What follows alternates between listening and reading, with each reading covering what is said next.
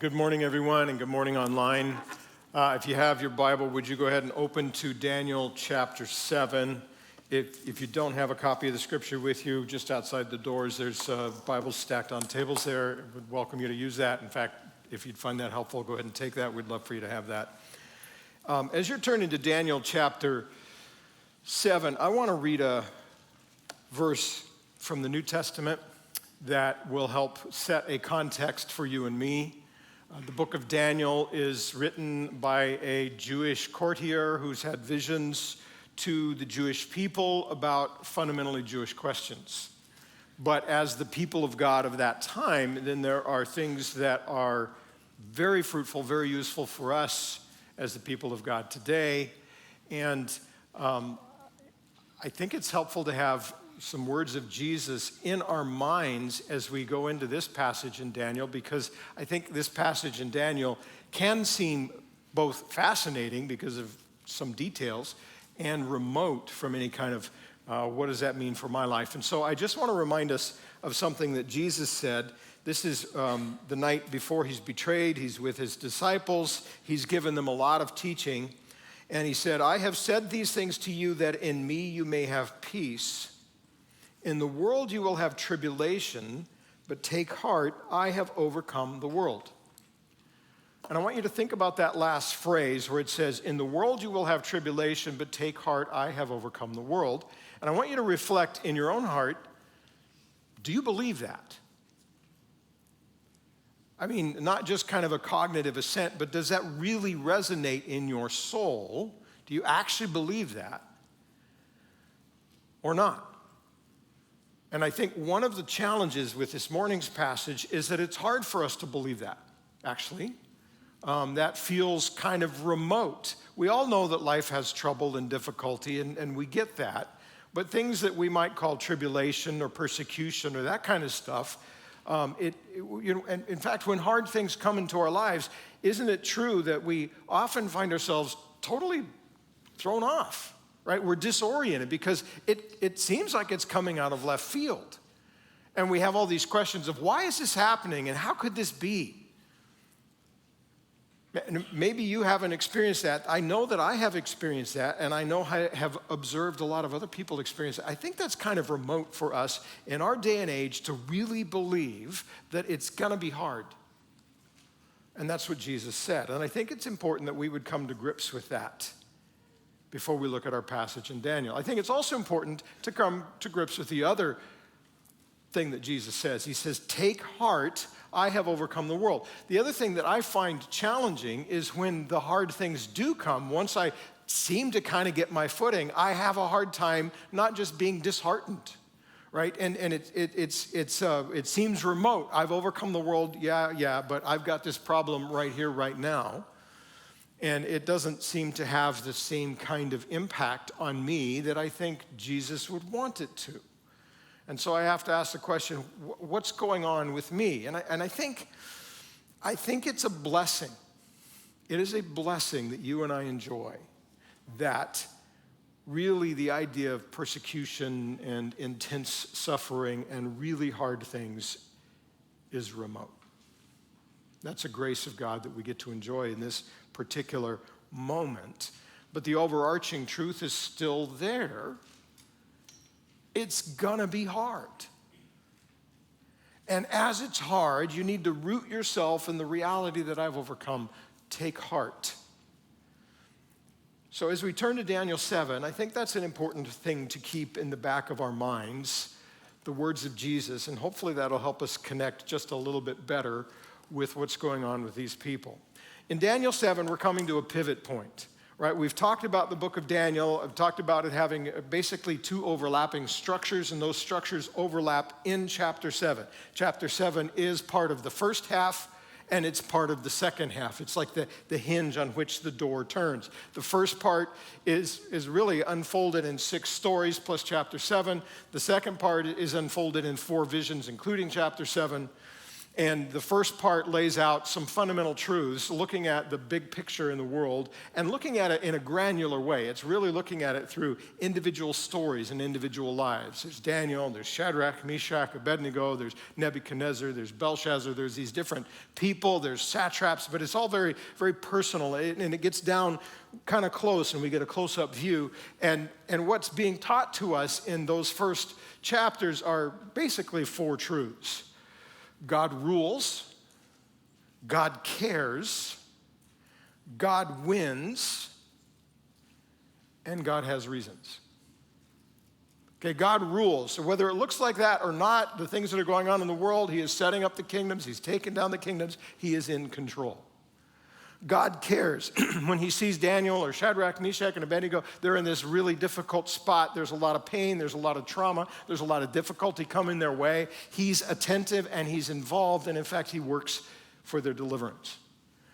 God wins. There are these people who lift themselves up against God, right? They challenge him, these arrogant rulers and these people within the government structures, and in God's time and in his way, he slaps them down. And then kind of woven through everything and then explicitly called out in a couple of places, God has his reasons for what's going on, for how it's unfolding, right? It feels messy how that's unfolding. Couldn't we just have avoided the lion altogether rather than being tossed in and delivered? Couldn't we have avoided the fire altogether rather than being tossed in and delivered? Couldn't we have kept all the implements of worship at the temple in Jerusalem? And couldn't it still be standing? Couldn't we still be living there? Couldn't we still have a king on the throne? What's going on? Right? And woven through and then specifically called out is this idea that the people of Israel failed to keep their covenant with God. And he'd been warning them, he'd been urging them to change directions, and this has come because of that, right? The way it's unfolded, as messy and difficult as it is because of specific things God is doing. And that sweeps all of them up, including people like Daniel, Shadrach, Meshach, and Abednego, who were completely faithful, as far as we know. They get swept up into the same thing. So the messiness of how it unfolds is because God's working out very certain things. Now, in their case, it was a moment of discipline. I think that principle still applies throughout the whole world. He's always working in many ways. And so God has his reasons as things unfold for how they unfold, whether we understand them or not. Right, now that's been what's flowing through the first part of the book in particular. When we get to the second part of the book, it's now changing the question slightly, and it's saying, okay, so what does that mean for the people of God and your plan, the covenant, how you've been working with us? Right, there's this granular stories about how you worked with Daniel or Shadrach, Meshach, and Abednego, or the different rulers. Let's go back to this bigger picture. How does that work its way out? And so chapters 7 through 12 then unpack for us in some pretty significant detail at times how God is doing the things that he's taught us in chapters 1 through 6 and even 7, and how that's going to unfold going forward with the Jewish people as his people. So when we come to chapter 7, we come to that pivot point where we're kind of backing up and looking at the bigger picture of what God is doing and taking the lessons we learned in these granular stories and saying, here's how those are going to play out on the bigger stage. So if you want to follow along, I want to start actually by having us read in the middle of the passage because it will help to keep things succinct and less confusing, particularly for those who haven't really spent any time in this chapter. So verse 15 is where we want to start. Prior to that, Daniel's had a vision in the night. And it says, verse 15, as for me, Daniel, my spirit within me was anxious. The visions of my head alarmed me. I approached one of those who stood there, we'll learn that it was an angel, and asked him the truth concerning all this. So he told me and made known to me the interpretation of the things. These four great beasts, that's what he's had the vision of. These four great beasts are four kings who shall arise out of the earth.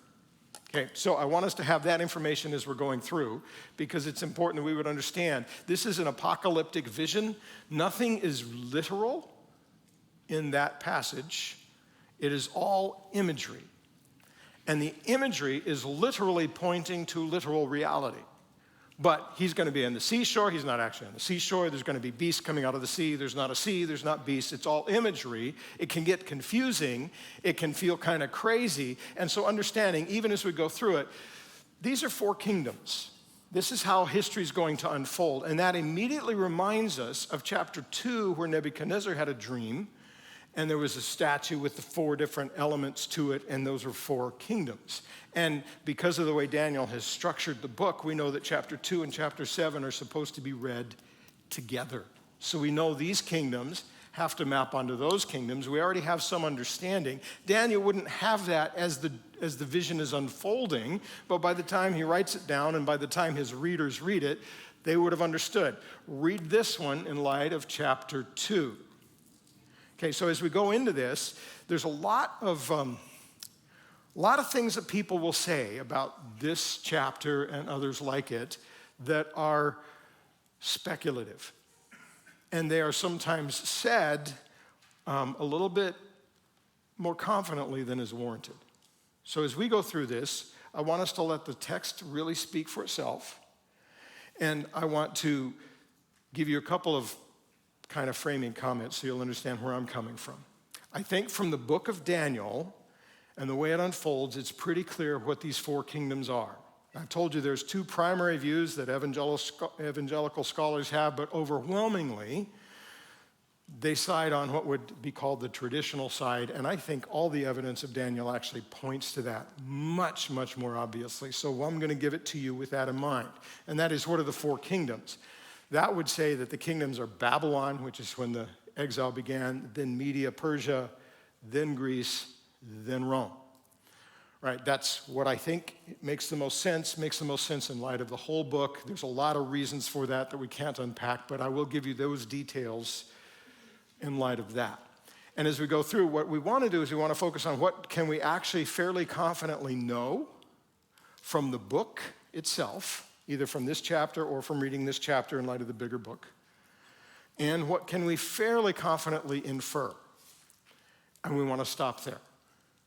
Right? There's a lot that will go beyond that, and it's not wrong to go beyond that, but sometimes people go beyond that wrongly. When we do theology, we are bringing questions to the word saying, help me understand this, God. That's not only legitimate, it's necessary, it's essential. But as we do that, we need to be careful how we're hearing. And so people will come to this passage and they will try to squeeze out of it things that maybe aren't there. Maybe they are, but we can't be sure. And so I'm going to try to keep us closer to the text itself, which means some of those questions will be frustratingly elusive as we go through here. Sorry, you can blame Daniel for that. All right, so let's just start. Daniel chapter 7, verse 1.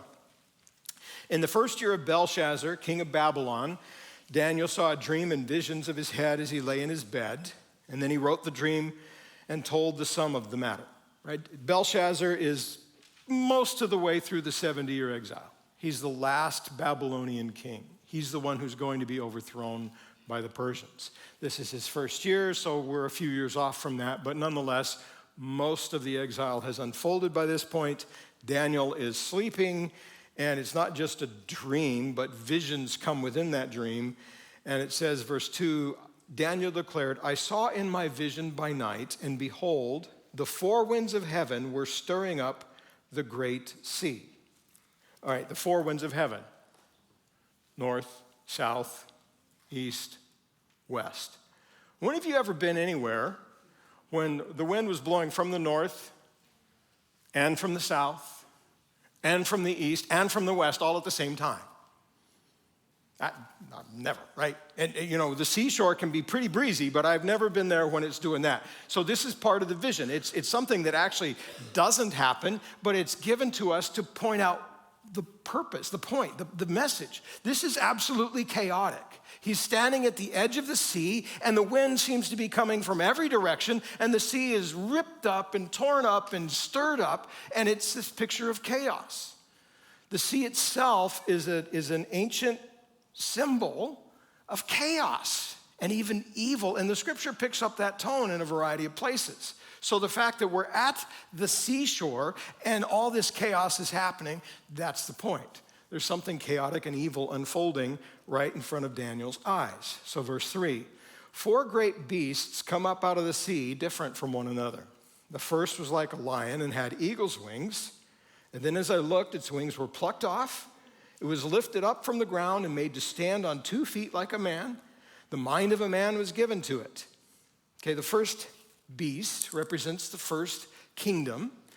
And understanding that in light of the whole story of Daniel, we know that that's Babylon. Understanding that it's Babylon also really gives us this interesting picture, because in Daniel 4, there's the story of when God slaps down Nebuchadnezzar, but Nebuchadnezzar responds, he repents, and he is restored and given back his mind. He literally goes crazy.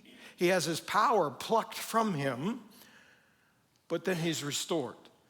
And so that seems to match pretty well, and that seems to be what's going on here. Daniel probably could figure that out. Once he absorbs this vision, that part makes sense because he's experienced that. That's history at that point. But then it's now going to unfold the future. Verse 5, behold, another beast, a second one like a bear. It was raised up on one side. It had 3 ribs in its mouth between its teeth, and it was told, arise, devour much flesh. Rampage, go eat everything up. Right? And it's in the process of actually eating and digesting, because it still has 3 ribs in its mouth from whatever it's already eaten. Now that's a picture of another kingdom. Daniel wouldn't at this juncture necessarily know that, although as the whole book unfolds, we do know that that's Media Persia. And that also makes sense of the image. It doesn't specify this, but it seems reasonable to infer that it's really a good picture of Persia. The bear is just a vicious beast, powerful animal that you don't want to come at you on the rampage. Just like you don't want a winged lion coming at you, you don't want a bear either. But it's up on one side. The reality is Medo-Persia as we sometimes call it, was really just Persia. Persia took over Media. And the guy who did that was a guy named Cyrus, who was the first great emperor. And his dad ruled in Persia before him, and his grandfather ruled in Media before him. He was Medo-Persian. And he decided to make it one kingdom, and Grandpa said, I don't think so. And Cyrus said, oh yes, Grandpa, it's time for you to go. And he enforced that. He overthrew his grandfather, and now we have Media-Persia. But it was always a lopsided affair. Media was never the kingdom and empire that Persia became. Right? So that would make sense. The 3 ribs in its mouth, it could just be picturing that, this beast is devouring things. But it is interesting that there's 3 ribs, and Medo-Persia had 3 major conquests amongst all the other conquests. They had to conquer Lydia, which was a major player. They had to conquer Babylon, which was a major player. And they had to conquer Egypt, which was a major player. And then they devoured a bunch of minor countries as well. So it's very probable that that's what this is picturing. We have this reality, and this is all before it happens. There's no way you could guess this stuff. Daniel might be able to guess that Media, Persia, something like that's coming because A, there's prophecy elsewhere given by God, and B, it's on the rise by the time this is happening. But the details wouldn't be obvious. And the deeper we get into this vision, the less it's even realistic to think he could remotely guess what's coming.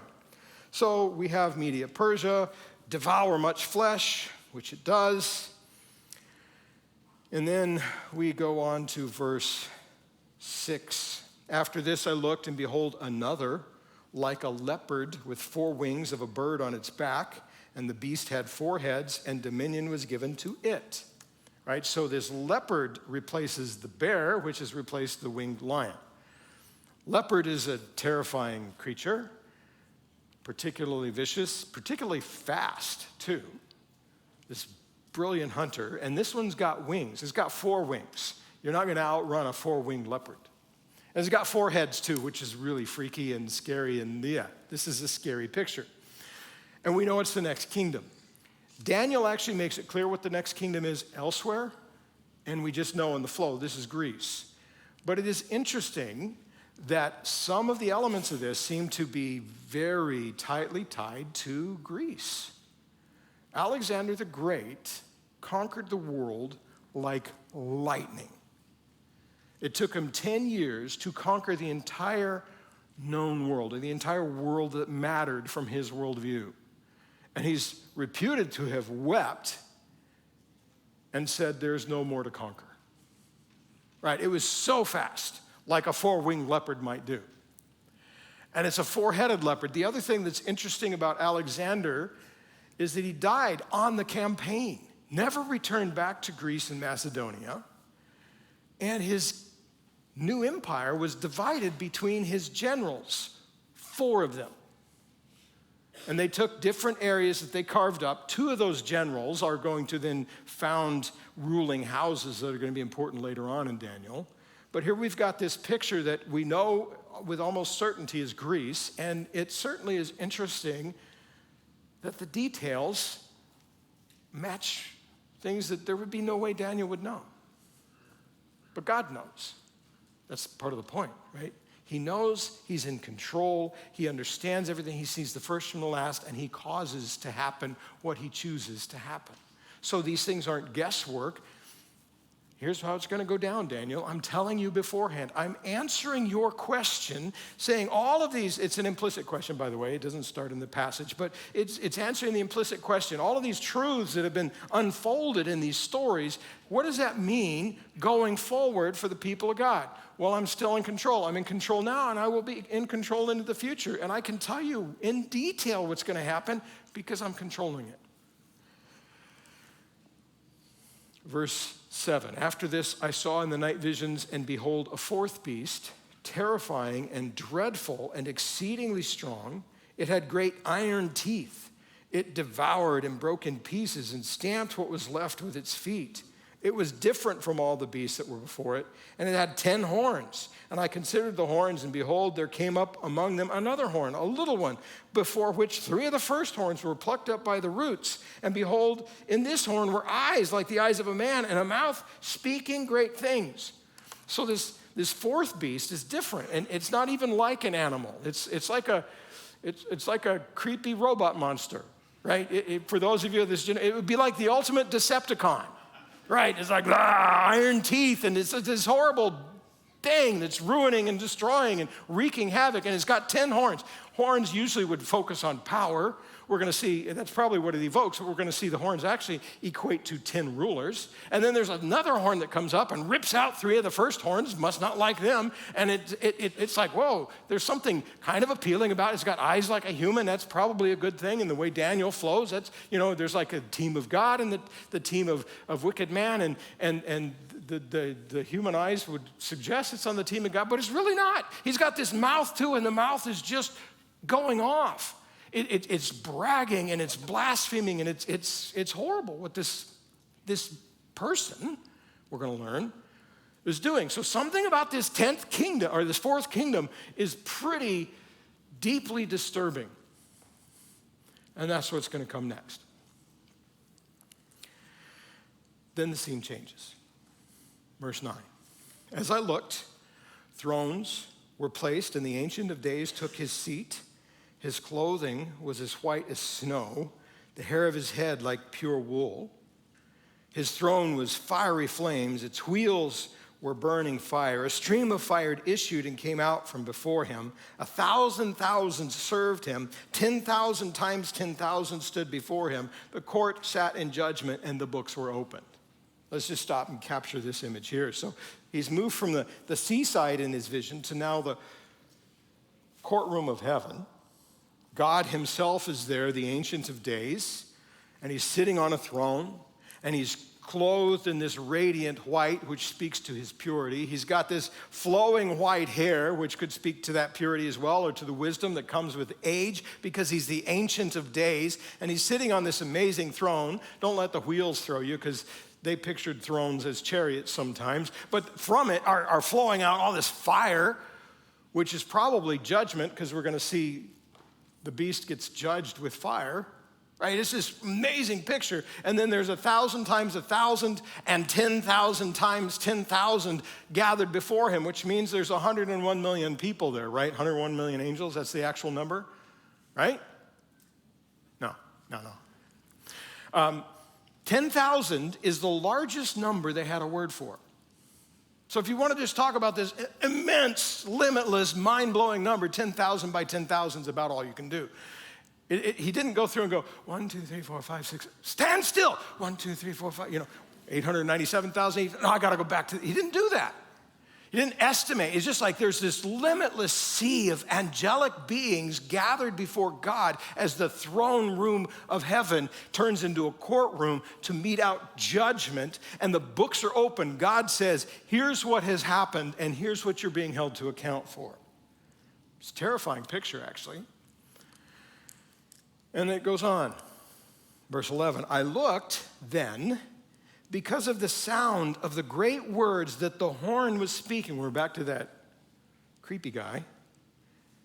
And as I looked, the beast was killed, its body destroyed, and given over to be burned with fire. As for the rest of the beasts, their dominion was taken away, but their lives were prolonged for a season and a time. So, judgment is meted out. And that ruler and that fourth kingdom are summarily judged. The other three kingdoms, which though each one was overthrown by the prior one, the peoples are still there. They have their dominion taken away. It's given to somebody else. They will now serve another king, but the remnant of those peoples will enter into that reality and serve that other king.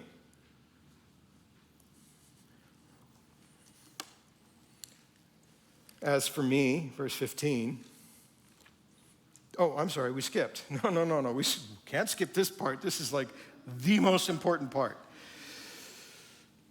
Verse 13, I saw in the night visions, and behold, with the clouds of heaven, there came one like a son of man.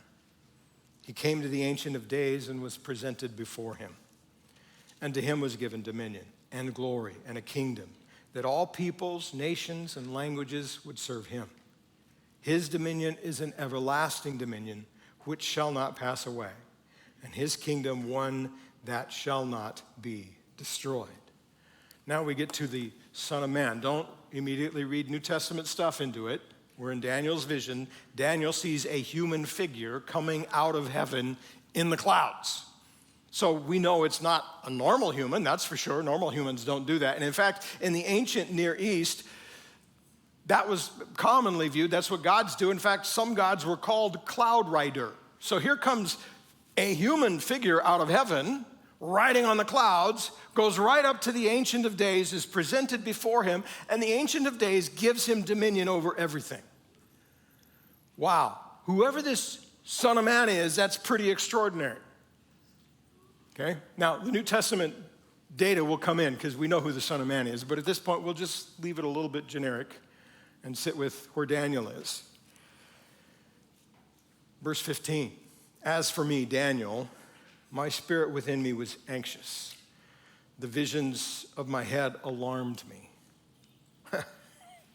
I approached one of those who stood there and asked him the truth concerning all this. He told me and made known to me the interpretation of the things. These four great beasts are four kings who shall arise out of the earth. But the saints of the Most High shall receive the kingdom and possess the kingdom forever and ever. All right, there's these rulings will continue to go on, but at one point, God's going to bring this to an end when that Son of Man comes, and then the saints of God will be the rulers. Then I desired to know the truth about the fourth beast, which was different from all the rest, exceedingly terrifying, with its teeth of iron and claws of bronze, which devoured and broke in pieces and stamped what was left with its feet, and about the 10 horns that were on its head, and the other horn that came up, and before which 3 of them fell, and the horn that had eyes and a mouth that spoke great things, and that seemed greater than its companions. As I looked, this horn made war with the saints and prevailed over them, until the Ancient of Days came, and judgment was given for the saints of the Most High, and the time came when the saints possessed the kingdom. Now, let's just stop for a second. Has that happened yet? No. So one of the things that Daniel doesn't explicitly tell us, but that is there, if you look carefully, it's not reading anything in, you just have to read carefully, is that something about this fourth kingdom, assuming we're right when we call it Rome, Rome is long gone. It's collapsed. There's nothing in the world that looks like Rome today, and the things that have been kind of offered don't work. But it would seem that at some point, still future from us, there's going to be a new expression that will somehow share in the heritage of Rome, and from that kingdom, the one we know as the Antichrist will come. And that's when most of this story is unfolding, right? So that fourth kingdom following the third kingdom, there's a lot missing because Daniel's not trying to tell us everything. He's just giving us the broad picture because he's not trying to say, here's all the details about what's going to happen. He's saying, here's what you need to know about God, and here's what you need to know about you, and I'll give you enough details to hang that on. All right, so there's something about this fourth kingdom that says there's something still future. The one that we call the Antichrist will do horrible things, and he will be decisively put down by God. And that hasn't happened yet. So the 10 kings, they haven't been born yet. Well, maybe they have. We don't know because we don't know when this is all going to unfold. But we don't know who they are. The 3 that are taken, we have no idea. The one who's the Antichrist, we don't know. That is still future. And he hasn't revealed that to us. He's just said it's going to happen. Verse 23. Thus he said, as for the fourth beast, there shall be a fourth kingdom on earth, which shall be different from all the kingdoms, and it shall devour the whole earth and trample it down and break it to pieces.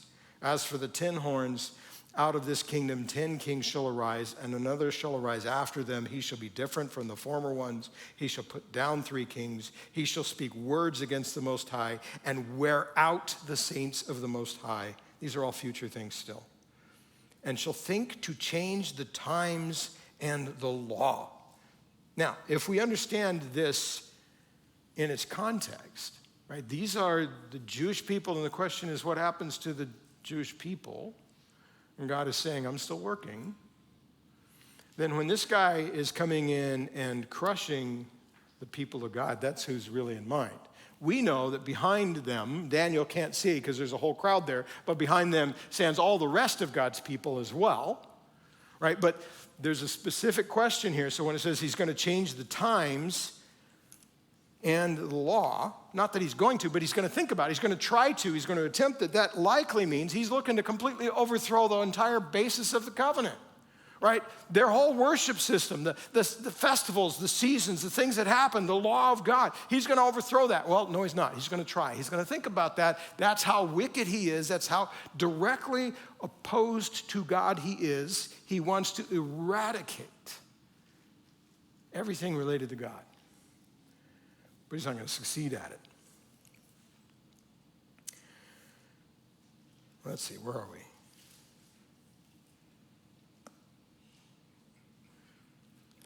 He will wear out the saints of the Most High. That's tiring just to read, isn't it? To think, to be so harassed, to be so hunted, to be so harried, to be so abused and persecuted and mistreated. It just wears them out. And he'll do this for a time, times, and half a time. We don't know what that means, for sure. Don't immediately jump to Revelation, the tribulation, all of those things. Pause. It just says time, times, half. It doesn't even say time, 2 times, half time. That's 3.5. It just says times, times, and half a time. Okay, we can take it off pause. I think that's legitimate because as Daniel unfolds, he's going to talk about a couple of different, very specific numbers, but they're roughly 3.5 years. 3.5 years figures in very big. In Daniel, does figure in Revelation, it figures in the whole scheme of the end of time. So that's probably what this is talking about. And it's like there's this season of intense persecution for roughly 3.5 years that they're experiencing. But, 26, the court shall sit in judgment, and his dominion, that's the Antichrist, his dominion shall be taken away to be consumed and destroyed to the end. Not his dominion is going to be consumed and destroyed. He's going to be consumed and destroyed. And the kingdom and the dominion, and this is really significant. This is kind of the climactic statement here. The kingdom and the dominion and the greatness of the kingdoms under the whole heaven shall be given to the people of the saints of the Most High. They were persecuted intensely, almost worn out, almost destroyed. He prevailed. He almost conquered for 3.5 years, and yet that comes to an end, and everything becomes theirs. His kingdom shall be an everlasting kingdom, and all dominions shall serve and obey him. Total reversal. Everything was hard. In fact, it wasn't just hard, it got harder. It got a lot harder. But then there's this incredible vindication, this incredible and glorious victory that they experience. Right? Verse 28, here's the end of the matter. As for me, Daniel, my thoughts greatly alarmed me and my color changed.